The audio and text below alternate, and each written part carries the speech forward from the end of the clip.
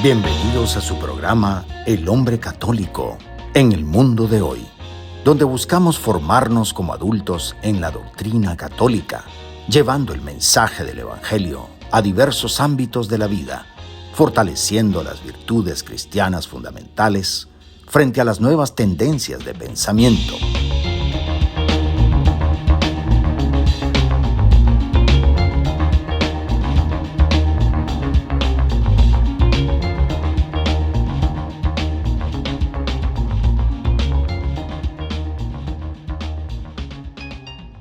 Bienvenidos a este espacio de fe y esperanza de la 91.9 FM de Radio María en español, donde exploramos cómo vivir la doctrina católica en nuestro diario vivir. Acompáñanos en esta hora llena de inspiración y formación espiritual para enfrentar juntos los desafíos de nuestra época desde la perspectiva de la fe cristiana. Soy Leo Janón y para mí es una verdadera alegría poder acompañarlos en esta nueva edición de El Hombre Católico en el mundo de hoy, en la que estaremos comentando el tema Habemus Papam, del Papa Francisco al Papa León XIV. La Iglesia se encuentra en un momento único. Hemos sido testigos del final de un pontificado profundamente significativo, el del Papa Francisco, y de la elección, bajo la guía del Espíritu Santo, de un nuevo pastor universal, el Papa León XIV. Este programa especial no solo será una biografía, sino una mirada de fe a lo que Dios está obrando en su iglesia, el legado que queda, el proceso que nos trajo hasta aquí, quién es ese nuevo Papa que el Espíritu ha traído y cómo debemos responder nosotros, hombres católicos, a este nuevo tiempo de gracia. Es un placer, como siempre, encontrarnos por estos medios con nuestros oyentes de Radio María en Washington, en Chicago, en Nueva York, en Boston, en Houston y también el sur de la Florida, así como también con nuestra querida audiencia en YouTube, en Facebook Live y otras redes sociales donde el Señor, en su infinita bondad, nos permite llegar. Vamos a comenzar como lo hacemos siempre, en el nombre del Padre y del Hijo y del Espíritu Santo. Amén. Ven, Espíritu Santo, llena los corazones de tus fieles y enciende en ellos el fuego de tu amor. Envía, Señor, tu Espíritu y todo será creado y renovarás la faz de la tierra. Oh Dios, que has iluminado los corazones de tus hijos con la luz del Espíritu Santo, haznos dóciles a sus inspiraciones para gustar siempre del bien y gozar de su consuelo. Por Cristo nuestro Señor. Amén. Bien, en esta edición vamos a desarrollar el programa, como siempre, en 4 segmentos. En el primero vamos a repasar el legado que nos ha dejado el Papa Francisco, todos sus viajes, su magisterio, sus desafíos y los frutos de santidad que deja. En el segundo segmento exploremos la historia y evolución del proceso de elección del Papa, desde la Iglesia primitiva hasta el cónclave moderno. En el tercer segmento vamos a conocer a fondo al nuevo Papa León XIV, su vida, su vocación y el camino que lo llevó hasta la cátedra de Pedro. Y en el cuarto segmento reflexionaremos sobre los desafíos actuales de la Iglesia, el contexto espiritual en este tiempo jubilar y nuestra respuesta como hombres católicos. Bien, hacemos una breve pausa y regresamos con nuestro primer segmento de esta edición especial, Habemus Papam, del Papa Francisco al Papa León XIV. Ya volvemos. Bienvenidos al mundo de la fe y la reflexión. Es hora de sumergirse en el primer segmento del Hombre Católico en el mundo de hoy.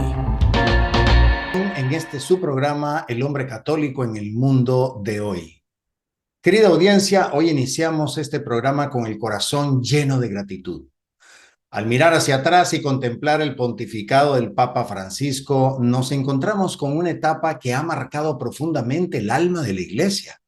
Y lo digo en serio, es un pontificado de gestos proféticos, palabras fuertes, cercanía con los descartados y también de tensiones que nos invitan a reflexionar. Hoy queremos recorrer ese legado de Francisco con ojos de fe para descubrir no solo lo que hizo, sino lo que el Espíritu Santo sembró a través de él en nuestros tiempos. Y vamos a empezar hablando de ese Papa en camino, a la periferia, todos sus viajes y su mensaje global. Cuando hablamos del legado del Papa Francisco, hay una dimensión que a mí en lo personal me toca profundamente como hombre católico. Esa entrega misionera del Papa Francisco, porque fue un papa que no se quedó en Roma, fue un pastor en camino, uno que se dejó guiar por el Espíritu para ir a las periferias, como él lo decía, tanto a nivel geográfico como existenciales. Y para entender ese alcance de su entrega, creo que es valioso hacer una comparación. San Juan Pablo II, el Papa viajero, realizó 104 viajes apostólicos internacionales en un pontificado que duró casi 27 años. Claro, San Juan Pablo fue elegido en una edad mucho más joven que el Papa Francisco. Ahora bien, el Papa Francisco, en cambio, realizó 42 viajes internacionales en tan solo 11 años de pontificado. O sea que él comenzó su pontificado a sus 76 años de edad y con la diferencia de el Papa San Juan Pablo II, que tenía 58. Es una impresionante hazaña la que logró el Papa Francisco, porque si matemáticamente lo calculamos, y él hubiera tenido un papado de esa misma duración que el Papa San Juan Pablo II, hubieran llegado más o menos a la misma cantidad de viajes. No olvidemos que Juan Pablo II comenzó su papado a esos 58 años y tenía una energía de juventud increíble. Pero Francisco, con su avanzada edad y dolencias en la rodilla, en la cadera, sin hablar de ese único pulmón que él tenía, no se detuvo, aún con dificultades para caminar, siguió viajando. Ambos papas vivieron el mandato de Cristo: vayan por todo el mundo y anuncien el evangelio. Pero hay algo más. Los destinos elegidos por el Papa Francisco revelan su teología del encuentro.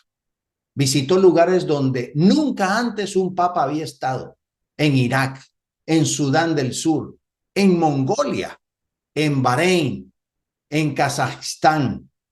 Y no lo hizo por protocolo, sino para consolar, abrazar, confirmar en la fe a comunidades heridas, olvidadas, pequeñas, pueblos muchas veces ignorados por los grandes centros de poder. El Papa fue allí, como Jesús iba a casa de Zaqueo, a los pueblos de Samaria, a los márgenes. El Papa Francisco nos enseñó que la dignidad del pueblo de Dios no depende del tamaño ni de su poder económico. Hablemos de ese magisterio vivo de Francisco, sus encíclicas, sus cartas, sus reformas, porque si hay algo que ha caracterizado al Papa Francisco ha sido su forma de enseñar, no solo desde el balcón de la Plaza de San Pedro, sino desde las periferias, desde los gestos, desde la escucha, pero también, y de manera muy poderosa, desde su magisterio escrito. Francisco nos ha dejado un tesoro de documentos que no se quedan en el papel, sino que son un verdadero llamado a vivir el evangelio con pasión, con coraje y con ternura. Su primera gran exhortación apostólica, Evangelii Gaudium, fue un estandarte. Nos invitó a ser una iglesia en salida, que no espera que vengan, sino que va al encuentro. A no tener miedo a equivocarnos por salir, pero sí a enfermarnos por quedarnos encerrados. Luego vino Laudato Si, que muchos aún ven como un documento ecológico, pero en realidad es una poderosa reflexión espiritual y moral sobre la creación como don y el hombre como custodio, no como dueño. Es un documento que nos llama a una conversión integral. Después llegó Amoris Laetitia, una exhortación que no cambió la doctrina sobre la familia, pero sí propuso una nueva mirada, más pastoral, más cercana a las heridas reales de las familias. Nos recordó que la verdad va de la mano con la misericordia y que muchas veces hemos sido más jueces que pastores. ¿Y qué decir de Fratelli Tutti? que nace del espíritu de San Francisco de Asís, pues nos habló de una fraternidad sin fronteras, donde el hombre católico está llamado a mirar al migrante, al enfermo, al enemigo, incluso como hermano. A todo esto se suma una reforma profunda de la curia con Praedicate Evangelium, que reorganiza la estructura del gobierno de la iglesia para que el anuncio del evangelio sea el centro. No fue solo un cambio de oficinas, fue una conversión pastoral en clave misionera. Francisco nos habló de sinodalidad, no como moda, sino como estilo de iglesia. Caminar juntos, escucharnos, discernir. A veces incomoda, a veces exige más paciencia, pero es el camino que refleja mejor la comunión.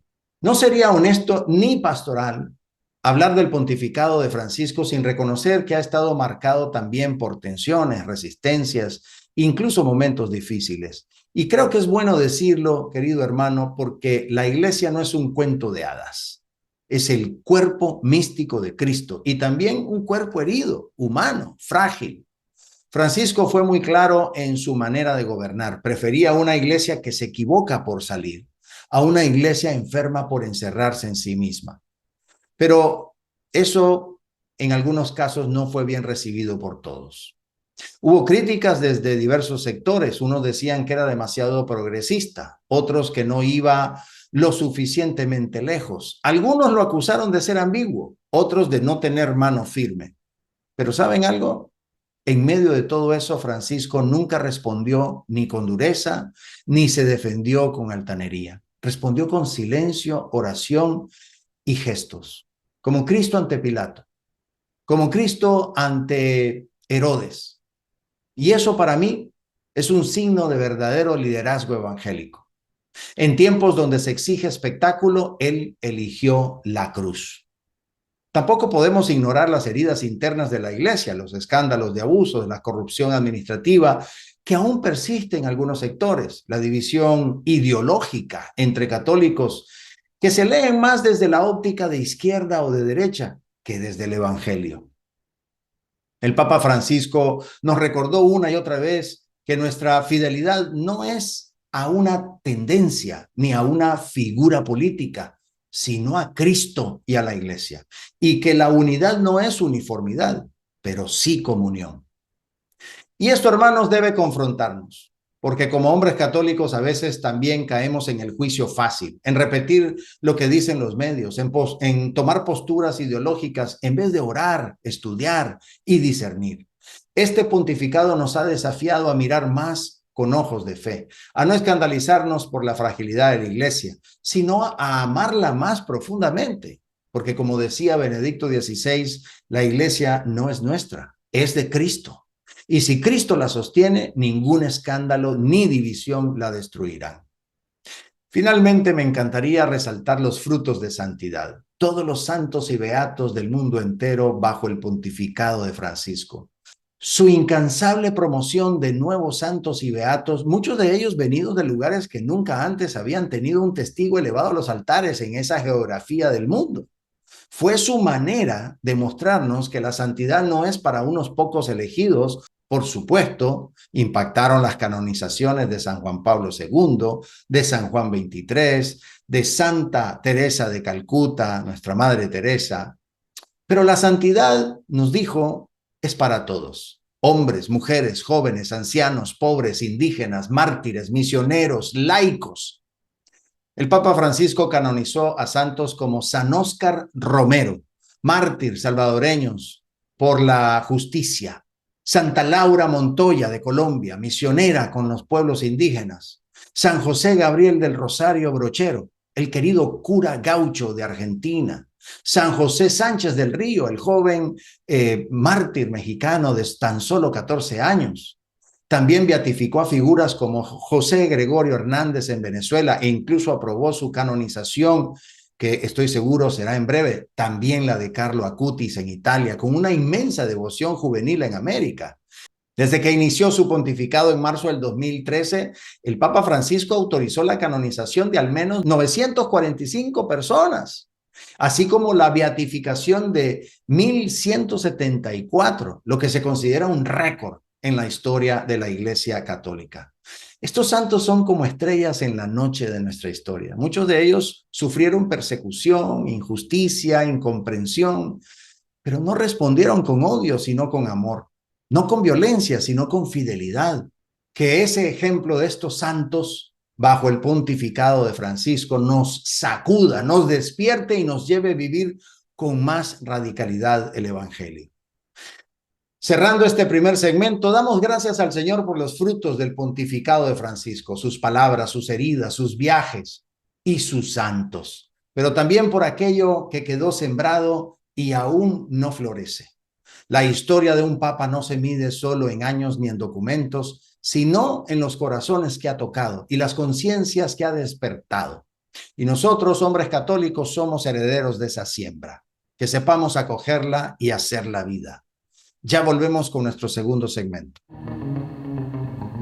Estamos en continuo crecimiento espiritual. El hombre católico en el mundo de hoy seguirá en un momento. Estamos de regreso. Mi nombre es Leo Janón, aquí en su programa El hombre católico en el mundo de hoy. Y vemos ahora, en este segundo segmento, la historia y evolución de la elección papal. Creo que es importante iluminarnos un poquito sobre cómo se ha dado. Pocas cosas realmente nos hablan tanto de la continuidad y la fidelidad de la Iglesia como el proceso de elección del Papa. No es un invento reciente ni un ritual vacío, es un camino que ha madurado poco a poco durante 2000 años. Desde las primeras comunidades cristianas hasta el silencio solemne del cónclave en la Capilla Sixtina, lo que se ha buscado siempre es lo mismo, discernir la voluntad de Dios. En este segmento vamos a recorrer cómo la Iglesia ha aprendido a elegir al sucesor de Pedro, dejando que el Espíritu hable en medio de lo humano. Empecemos hablando sobre los primeros siglos, cuando todavía no había cónclave.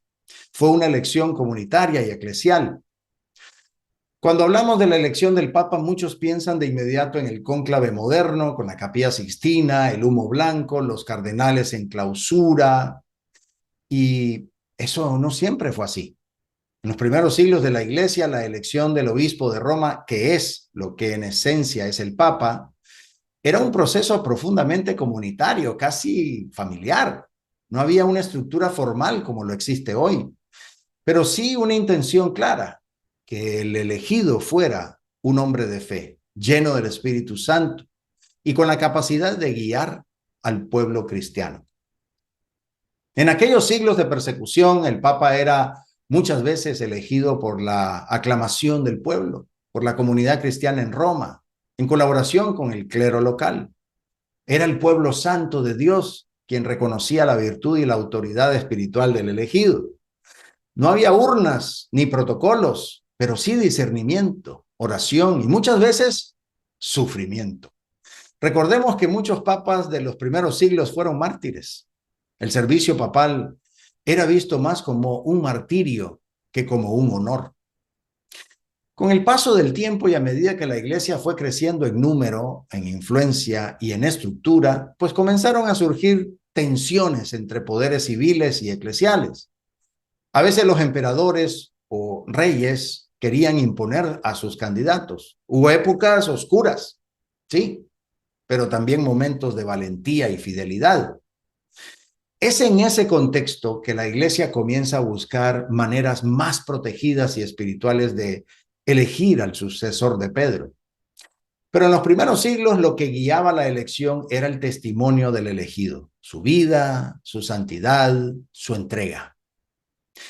Y esto es hermoso recordarlo hoy, porque a pesar de todos los cambios en los métodos, la esencia ha sido siempre la misma: buscar un pastor según el corazón de Cristo. Uno que no se imponga por poder humano, sino que sea elegido por gracia y confirmado por el discernimiento eclesial. Y esto nos interpela como hombres católicos. ¿Cómo elegimos nosotros a quienes seguimos, admiramos o imitamos? ¿Nos dejamos guiar por el brillo exterior o por la fidelidad interior? La historia de las primeras elecciones papales nos recuerda que el Espíritu Santo no necesita estructuras perfectas para actuar, solo corazones dispuestos. Bien, creo que vale la pena también identificar entonces cuándo nació el cónclave, porque a medida que la iglesia fue creciendo en influencia social, cultural y política, también aumentaron los intentos del poder civil por controlar la elección del Papa, especialmente en la Edad Media. Reyes, emperadores y familias influyentes buscaban intervenir en el proceso y eso generó tensiones, divisiones, incluso escándalos. Había momentos en que las elecciones se prolongaban por meses o años y otros donde el poder secular imponía su voluntad. Fue entonces cuando la iglesia, con sabiduría y con dolor, mucho dolor, comenzó a estructurar un sistema más resguardado, más espiritual, más protegido. Es así como en el siglo XIII nace el cónclave, cuyo nombre viene del latín cum clave, que significa con llave, o decir enllavado. Los cardenales eran encerrados bajo llave hasta llegar a una decisión. Esta práctica fue instituida formalmente por el Papa Gregorio X en 1274, en el Concilio de León, después de que una elección papal en Viterbo durara casi 3 años. Fue una respuesta del Espíritu Santo a través de la historia, no para limitar, sino para proteger el proceso, para que eligiéramos al sucesor de Pedro no por intereses humanos, sino por discernimiento espiritual. El cónclave, tal como lo conocemos hoy, fue perfeccionándose a lo largo de los siglos. Se establecieron normas de aislamiento, oración, votación secreta y procedimientos simbólicos como el humo blanco y el negro. No es un simple ritual, es una liturgia viva. El aislamiento busca liberar a los cardenales de toda presión externa para que puedan escuchar la voz del Espíritu con más claridad. Es un retiro, un tiempo de oración intensa. No eligen como políticos, sino como apóstoles reunidos en torno al cenáculo. Y esto, hermanos, es algo que debemos valorar. En un mundo donde todo parece negociable, donde todo se manipula, el cónclave sigue siendo un espacio sagrado, un espacio donde se confía que a pesar de las debilidades humanas, el Espíritu Santo actúa. Y si confiamos en esa acción, en la elección del Papa, también debemos confiar en ella, en nuestras decisiones diarias. ¿Cómo discernir nuestras elecciones familiares, laborales, espirituales? ¿Nos dejamos guiar por Dios o por la presión del entorno? El cónclave nos enseña que la elección más sabia es la que nace del silencio, la oración y la obediencia al Espíritu. Hablemos de la evolución en la Edad Media y moderna, entre tensiones y purificación, porque a lo largo de los siglos el proceso de la elección papal ha atravesado momentos muy complejos. Ha habido grandes santos elegidos como papas, pero también momentos de confusión, intrigas e incluso corrupción. La historia de la iglesia no es una línea recta, para nada, sino más bien una peregrinación marcada por luces y también por sombras. Y sin embargo, en medio de esas sombras, Dios ha sabido levantar siempre faros de luz. Papas reformadores, pastores santos, mártires silenciosos y todo eso también fue posible gracias a la purificación constante del modo en que elegimos al Papa. Durante la Edad Media, muchas veces las grandes familias romanas influían fuertemente en la elección papal, o en épocas del Sacro Imperio, los emperadores pretendían tener poder de veto. La iglesia fue lentamente despojándose de esas ataduras para que la voz de Dios no fuera ahogada por el ruido del poder. Incluso en el Renacimiento, cuando algunos papas fueron elegidos en medio de escándalos, el Espíritu Santo supo transformar el barro humano en instrumento de gracia. Con el paso del tiempo, el proceso se fue perfeccionando, se redujo el número de electores, se aumentó la vigilancia espiritual, se exigió mayoría cualificada. Hoy en día el derecho canónico establece que solo los cardenales menores de 80 años participan en el cónclave y se requiere una mayoría de 2/3 para la elección. Es un acto eclesial de suma seriedad, no es un trámite. Es una llamada del Espíritu que atraviesa el discernimiento humano. Y esto nos ayuda a tener una mirada de esperanza, porque a pesar de los errores del pasado, la iglesia ha aprendido, ha crecido, ha purificado su camino, y eso nos da paz. Nos enseña que Dios no abandona a su iglesia, que incluso en la tormenta Él permanece, que cada crisis, si se vive con humildad, puede ser una oportunidad de renovación. El cónclave no es perfecto porque está hecho por hombres, pero es fecundo porque lo guía Dios. ¿Cuál es el cónclave hoy? ¿Cuál es ese símbolo, esa oración y esa presencia del Espíritu Santo?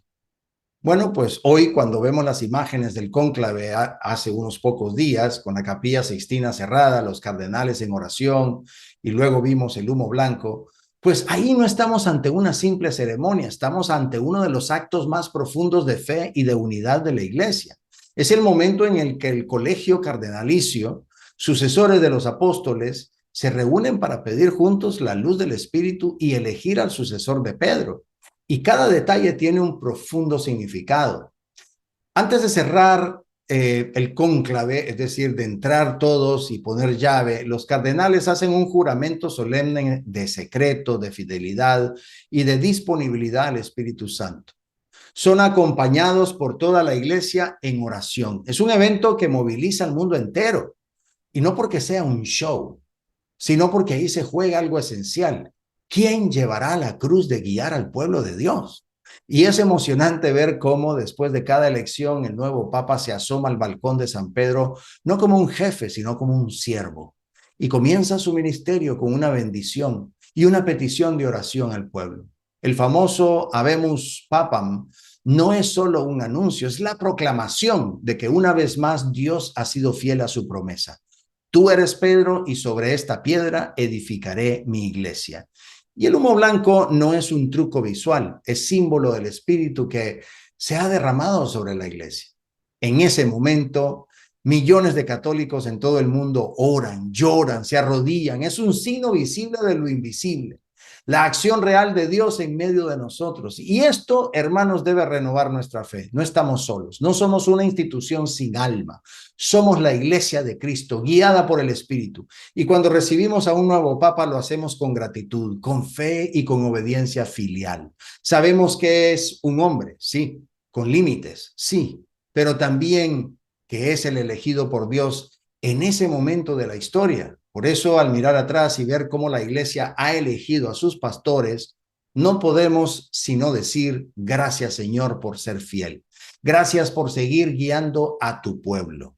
Regresamos en breve para entrar en el tercer segmento y hablaremos de quién es el Papa León XIV. Ya volvemos. Nuestra reflexión continúa. Manténganse sintonizados para más de El Hombre Católico en el mundo de hoy. Estamos de regreso en este tercer segmento, en su programa El Hombre Católico en el mundo de hoy. Soy Leo Janón. ¿Quién es el Papa León XIV? Cuando se nos presenta un nuevo papa, la iglesia entera siente una mezcla de emoción, de gratitud y de expectativa. Pero antes de títulos, discursos o decisiones, hay una historia, la historia de un hombre que fue niño, que fue hijo, que fue misionero, que fue incluso sacerdote, obispo y ahora es el sucesor de Pedro. Robert Francis Prevost nació el 14 de septiembre de 1955 en Mercy Hospital y Medical Center de Chicago, Illinois. Hijo de Louis Marius Prevost, de ascendencia francesa e italiana, y Mildred Agnes Martínez, de raíces ecuatorianas y españolas. Él creció en un hogar profundamente católico que valoraba la educación y el servicio. Y desde joven mostró una inclinación hacia la vida religiosa, influenciado por su entorno familiar y comunitario. Cuando fue joven asistió al Seminario Menor de la Orden de San Agustín en San Luis, donde destacó por su dedicación académica y espiritual. Obtuvo una licenciatura en matemáticas en la Universidad de Villanova en 1977 y una maestría en divinidad en la Catholic Theological Union de Chicago. Después completó su formación con un doctorado de Derecho Canónico en la Pontificia Universidad de Santo Tomás de Aquino en Roma. Su vocación misionera lo llevó a Perú en 1985, donde sirvió en las ciudades de Piura, Chulucanas, Trujillo y Chiclayo. Y ahí desempeñó roles como vicario parroquial, funcionario diocesano, profesor de seminario y administrador parroquial, destacándose por su humildad y cercanía con las comunidades más vulnerables. Una anécdota poco conocida es que durante su juventud Robert consideró la posibilidad de formar una familia y tener hijos, pero finalmente sintió el llamado al sacerdocio. Esta experiencia personal le otorgó una comprensión profunda de las luchas y decisiones que enfrentan muchos fieles, fortaleciendo su empatía y compromiso pastoral. En el 2001 fue elegido prior general de la Orden de San Agustín, cargo que ocupó hasta el 2013, liderando la orden a nivel mundial con un enfoque en la renovación espiritual y el servicio misionero. Su liderazgo fue reconocido por su humildad y su capacidad para fomentar la unidad y la fraternidad entre los miembros de la orden. El 3 de noviembre de 2014, el Papa Francisco lo nombra administrador apostólico de la diócesis de Chiclayo, en Perú, y obispo también titular de su FAR. Fue consagrado obispo el 12 de diciembre del 2014 en la Catedral de Santa María de Chiclayo por el arzobispo James Patrick Green, nuncio apostólico en Perú. El 26 de septiembre del 2015 fue nombrado obispo de Chiclayo, cargo que desempeñó hasta el 2023. Durante su episcopado se destacó por su cercanía con el pueblo, la defensa que él tuvo de los derechos humanos y ese compromiso fuerte con la educación y la pastoral juvenil. Su labor en Chiclayo dejó una huella profunda en la comunidad que lo recuerda muy cariñosamente como un pastor entregado y accesible. Una curiosidad interesante es que además de su labor pastoral, el padre Robert era aficionado al tenis y seguidor de los Chicago White Sox, lo que refleja su conexión con sus raíces y su capacidad para relacionarse con las personas en diversos contextos. Estas aficiones personales han contribuido a su imagen de líder cercano y humano.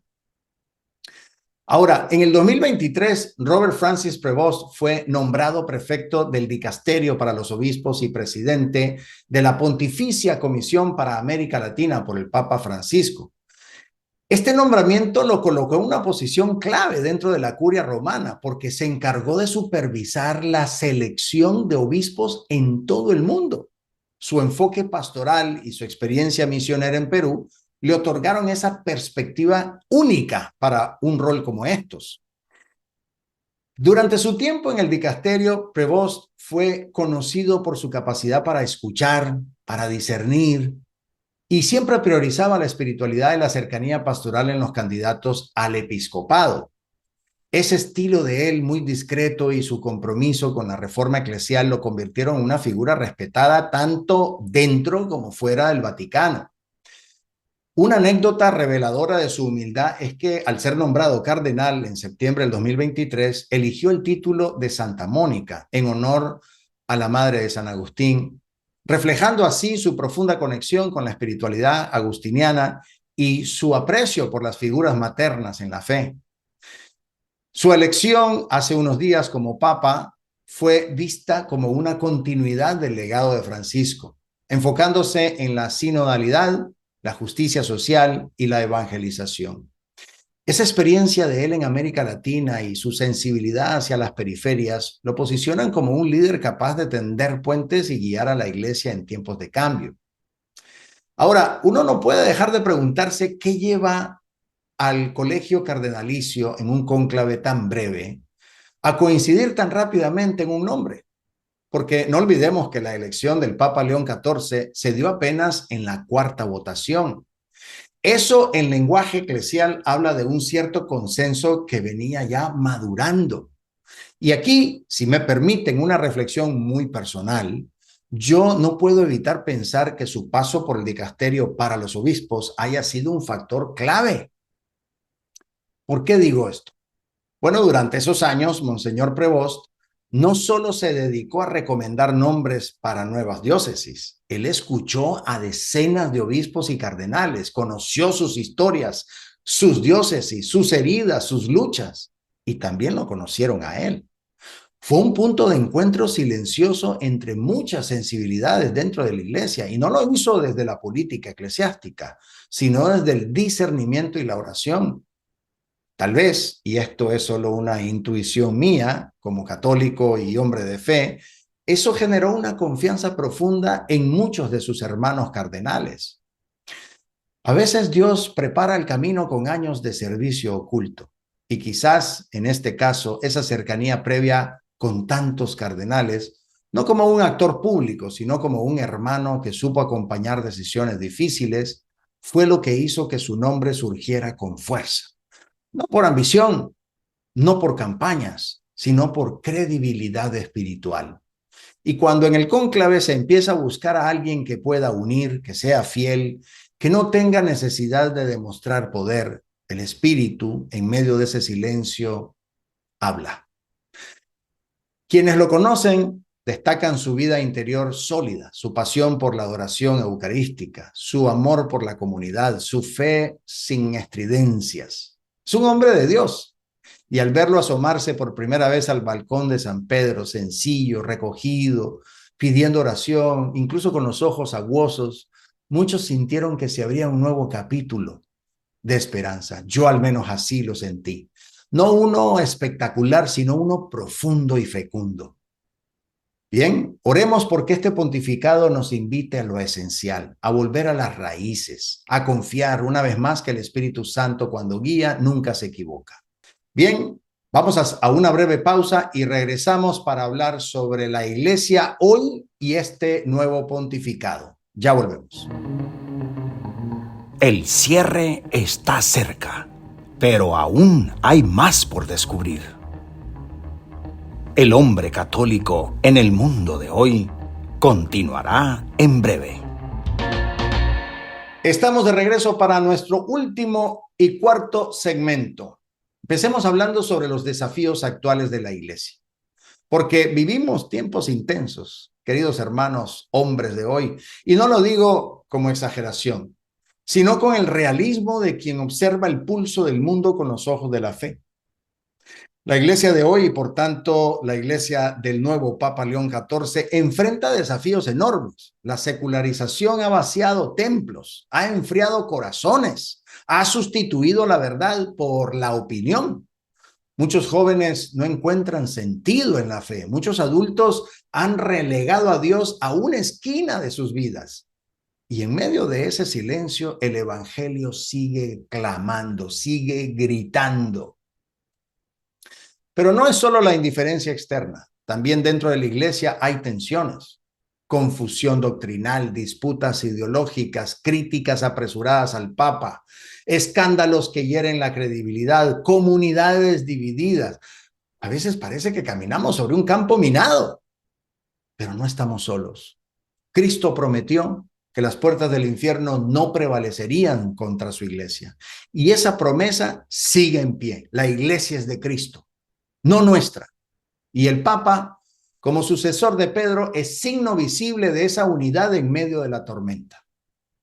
León XIV llega en un momento clave, no solo como administrador de estructuras, sino como pastor de almas. Le tocará fortalecer a sus hermanos en la fe, sanar heridas, corregir sin herir, impulsar sin dividir y sobre todo recordarnos a todos el centro.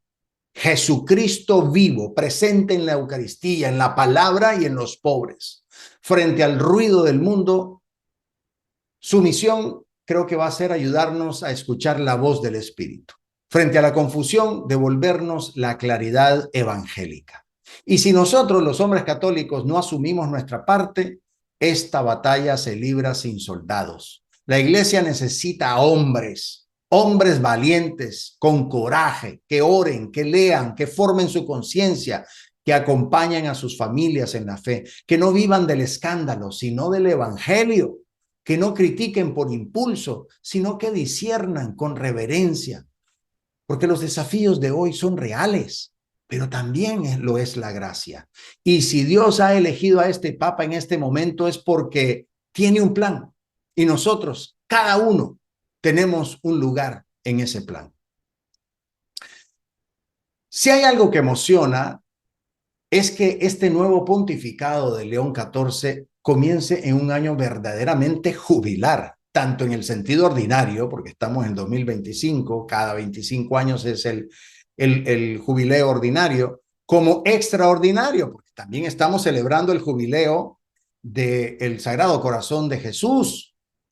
Y creo que aquí ese jubileo ordinario, ese es llamado a la conversión, a la misericordia, al perdón de las deudas espirituales, a cruzar la puerta santa y abrir el alma a la gracia. Pero al vivir estos 350 años de las revelaciones del Sagrado Corazón de Jesús a Santa Margarita María de Alacoque, se vuelve también un momento muy providencial, porque el corazón de Cristo ha sido en la historia de la Iglesia símbolo de consuelo, de reparación y de ternura. Y no es casualidad que el nuevo Papa, devoto de la adoración eucarística, haya sido elegido justo cuando estamos concluyendo este año del Sagrado Corazón, cuya fiesta será este próximo junio del 2025. Son de esas grandes providencias que nos hacen pensar que el cielo también tiene su calendario. ¿Será que el Espíritu Santo nos está pidiendo volver a ese corazón traspasado como fuente de renovación? El jubileo no es una celebración vacía, es un tiempo fuerte de gracia abundante, una oportunidad para reconciliarnos, para renovar promesas, para liberar cargas. Y que el nuevo Papa comience su pontificado con este telón de fondo nos da una pista. Tal vez el Señor quiere que este tiempo sea un nuevo Pentecostés, no de espectáculo, sino de intimidad con su corazón. Un tiempo de perdón entre nosotros, de diálogo entre los cristianos, de caridad más concreta. No podemos vivir este tiempo como si nada, es una cita divina. Y si Dios lo ha querido así, nosotros no podemos faltar. Como hombres católicos estamos llamados a liderar espiritualmente en nuestros hogares, en nuestras comunidades, ir al jubileo con hambre de Dios, a consagrarnos al Sagrado Corazón, a vivir este nuevo pontificado con como una nueva oportunidad para volver al primer amor. Que este tiempo sagrado nos encuentre despiertos, agradecidos y profundamente disponibles a la gracia. Una de las actitudes más delicadas que debemos tener como fieles es la forma en que acogemos a un nuevo Papa. Debe ser esa actitud? Porque a veces nos dejamos llevar por simpatías, por las redes sociales, por análisis superficiales, que si es conservador o progresista, que si es más diplomático o más profético. Y olvidamos que el Papa no es elegido para agradarnos, sino para guiarnos. No se trata de que si me cae bien o si me gusta su estilo. Se trata de reconocer en él al sucesor de Pedro. Punto. La obediencia al Papa no es servilismo ni fanatismo. Es una obediencia de fe, como explicamos en una edición anterior de este programa al tratar el dogma de la infalibilidad papal, definido por el Concilio Vaticano I en 1870. ¿Qué significa esto?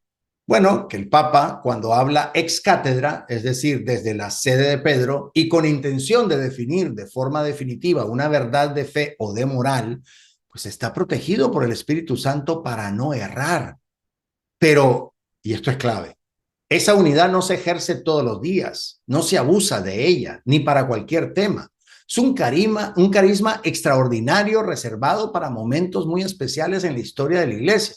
De hecho, solo ha sido usado de forma explícita en 2 ocasiones desde que se definió este dogma, y ambas han sido para proclamar dogmas marianos. El primero fue el de la Inmaculada Concepción de María, proclamado en 1854 por el Papa Pío IX, y el segundo, el de la Asunción de María, en 1950 por el Papa Pío XII.